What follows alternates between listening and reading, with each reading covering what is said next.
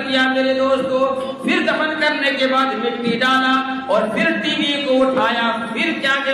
وہ لاش قبر سے نکل جاتی ہے۔ جب 3 مرتبہ ایسی ہوا، لوگوں نے کہا کہ بھائی جب تک کہ اس قبر کے اندر اس ٹی وی کو بھی دفن نہیں کرو گے